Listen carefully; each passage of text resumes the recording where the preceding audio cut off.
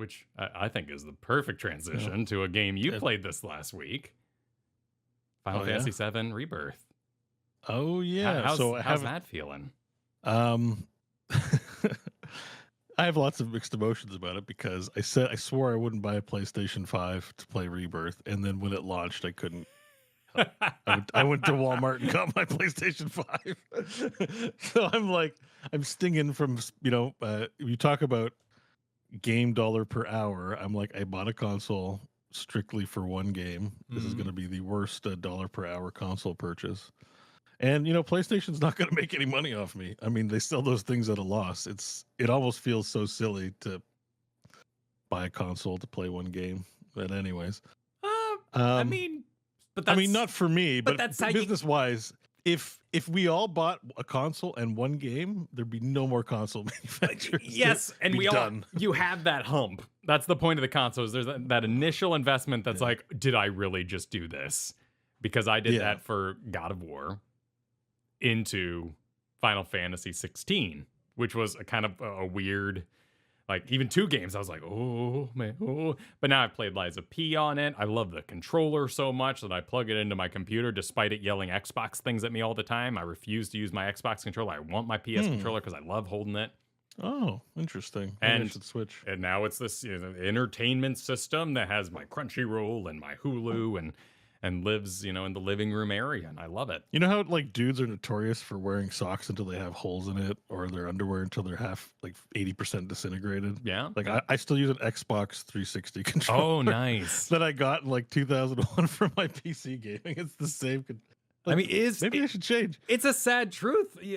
Kristen has these wonderful websites where she gets all these awesome secondhand, what do you call it? Used clothes. That's the weird way to say it. Thrift. You have thrift clothes available. And there's just nothing for dudes like that. Because it's all full of holes. Yeah. Nobody's back selling their clothes. No, they're either gathering dust or they're and I want that. Yeah, and I want to explore. But maybe I should switch. Maybe because it is the PlayStation 5 controller is pretty nice. I have it here. It's like, I like it, actually. Yeah, it feels good. I kind of went to town critiquing the Xbox Series S controller. I think the new Xbox controller is kind of not good.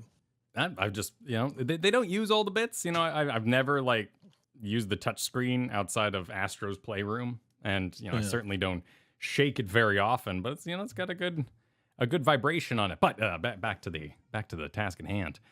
Sure, Final Fantasy VII. Yeah, Final Fantasy VII. Hey everyone, welcome to the Clips channel. Did you know this isn't our main channel?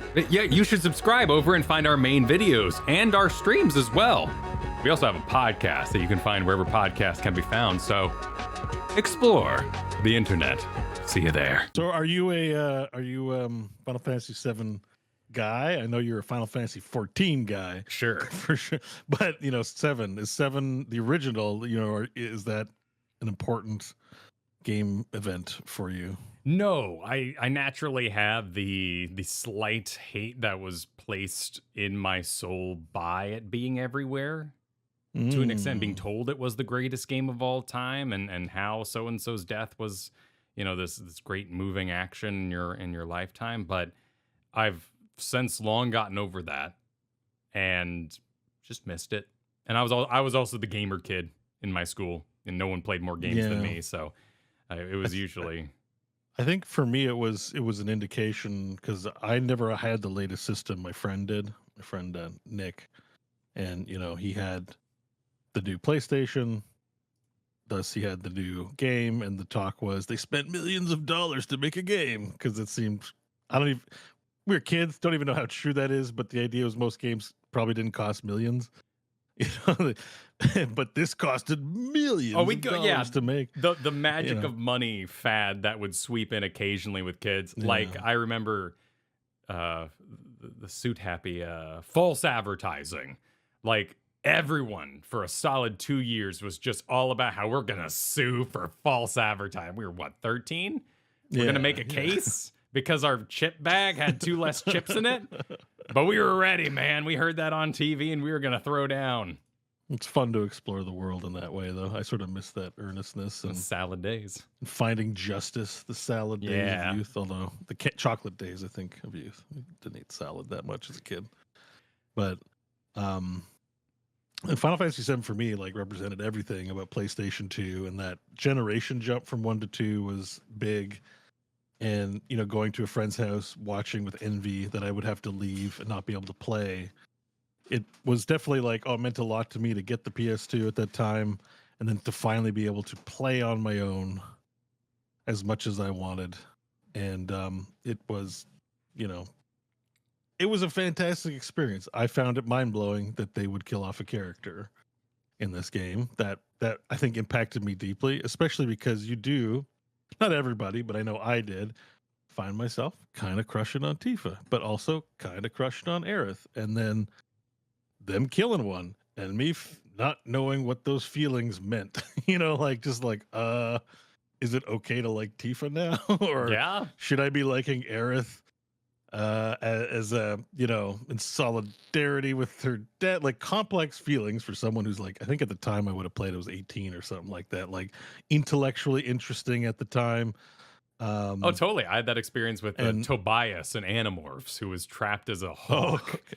And I was like, oh man, to be trapped as a hawk, what a deep, deep thought. And granted, Right. it got decently dark. Yeah.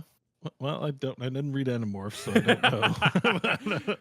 But from what I hear, it's actually a lot better of a narrative than you would believe by just judging the covers of the books.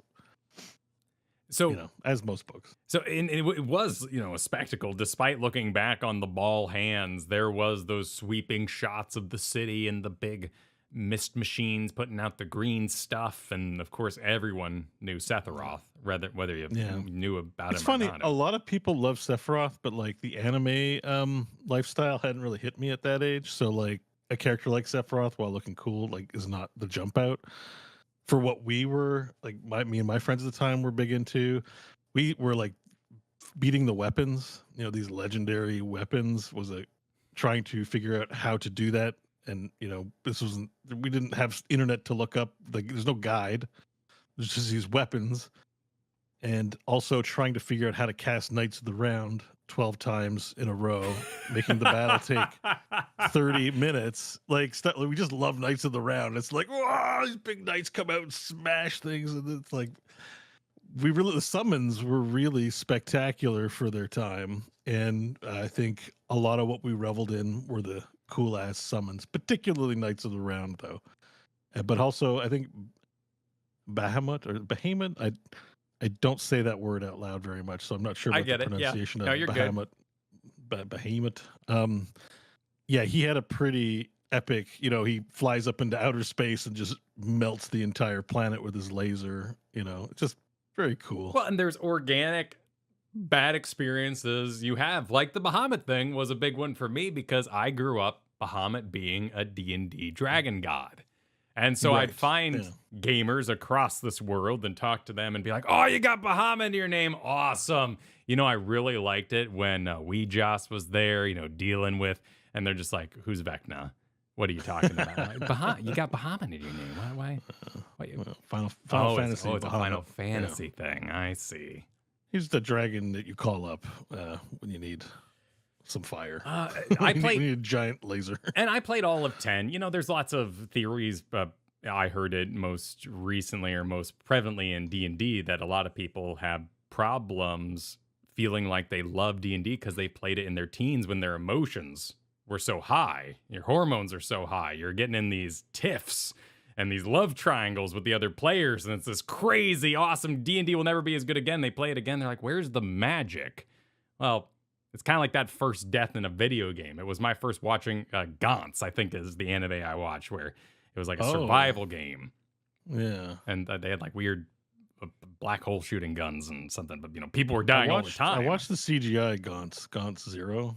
Is that considered a good one? I don't know. I enjoyed it, but it was a little weird. Okay. Yeah, and then there's Elven Lied and all these people are just dying everywhere, but she has cat ears. Oh, that's one I got to see. I haven't seen that one. It definitely looks disturbing.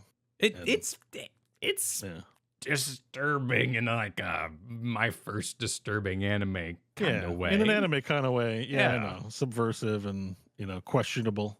Yeah, well, Yeah, all as I often say, you won't go to your parent teacher interview and tell them you show them that when you I like watch Elfen Lied. anime alone, all those problems leave my body, and I enjoy what the hell's going on the screen. It's only when someone walks in, Right. and is like, "What you're watching?" I'm like, "Oh yeah, this is kind of a weird looking thing." But and in that way, it's I fascinating. need 60 minutes to explain why this is Exactly, this is perfectly okay. Okay, listen. However, I do think that there is kind of that pursuit when we get into like isekais, and this whole VR story in particular is so on point of people trying to recapture this perfect exploration. What we would know as our World of Warcraft days, to someone else it might be an EverQuest days, but we are fascinated with recapturing that idea of exploration in video games, that we're now making stories that we don't even get to interact with. We're just watching. Yeah, exploration it turns out it's hard to do, especially when the internet can spoil it for you so easily. But and that's even, again, just on the Final Fantasy VII Rebirth thing, they're walking a weird. I have a lot of trepidation about this remake going into it, right? Because I should know the story. Like Dead Space, the remake last year was brilliant. They remade the game exactly. And wherever they added new stuff, I didn't notice, like the engineering porn, right? Because there's no music in it. It's just gong gong gong gong gong gong gong gong gong gong gong. Like, I love that stuff. They went harder on that, and that's exactly the notes you want them to hit. They're doing like an MCU timeline deal with the Rebirth and remake, but they flirted with it very lightly in the first one. And the suggestion is Aerith doesn't die. Maybe, I don't know. Or is it going to be like, no matter what, you can't escape destiny? Like, I don't. So there's like the anxiety that, and I just maybe loosely tie it to exploration of playing this again, is trying to find out, are they going to retell the story the way it was, or are they going to bungle it by playing too much with our, will they kill Aerith this time or will they not? And I need to find out, and it can't be from Twitter. Fair. So And that's and that's sort of the exploration part of the game. Like, a game's magical because you don't know what's going to happen.